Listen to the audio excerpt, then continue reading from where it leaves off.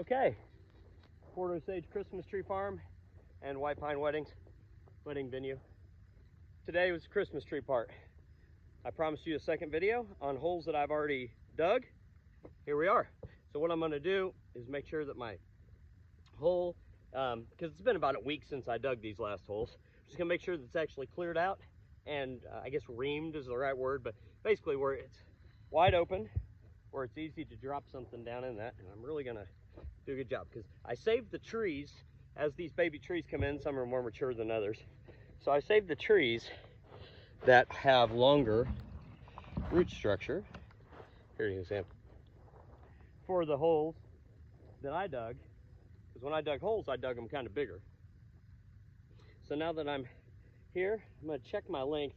These are about 10 inches long, the roots are, so I'm going to just chop them off to about 8 inches. I'm going to cut 2 inches off the roots. And the reason for that is I don't want these roots curling back up and under. It's something we always focus on when we're planting saplings. You don't want your root to touch air. You don't want to have any soil that isn't covering a root, but you also don't want your roots to get to the bottom of a good hole and then kind of curl back up like that. They want to be pointing straight down and rest right in there, straight down. So now that I've done that, this is a hole we've already dug, so it's a little bit easier.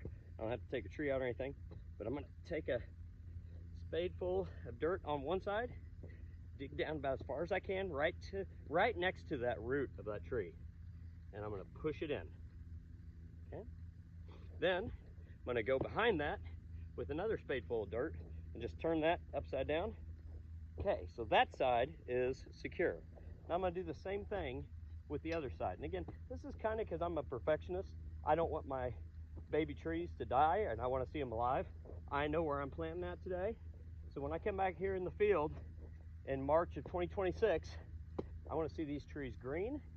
I want to see them budding out. I want to see them having the kind of growth result that we want. You don't plant trees so that they die. You need to plant your trees with an attitude of what I'm doing is going to be a 6 to 7 year project to give somebody a Christmas tree in their house, and I don't want that tree to die. So now that I've got that dug out, I'm going to tamp around the base of my tree. Again, my goal, get those roots straight up and down, and then make sure that there's dirt all the way around them. There's no air. And so now that I've done that, I've loosened up quite a bit of dirt and doing that, and kind of created some just small craters and stuff in it. So now the last thing I'm gonna do, sprinkle dirt down in some of the soil I've disrupted, sprinkle dirt down in the other soil I've disrupted. So it's a lot easier. You can tell I was able to go a lot quicker.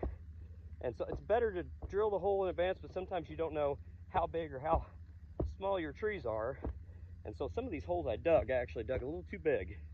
And so that's why we brought out a bunch of soil, but that's also why I'm putting the smaller white pines in an area where I've already taken a tree out.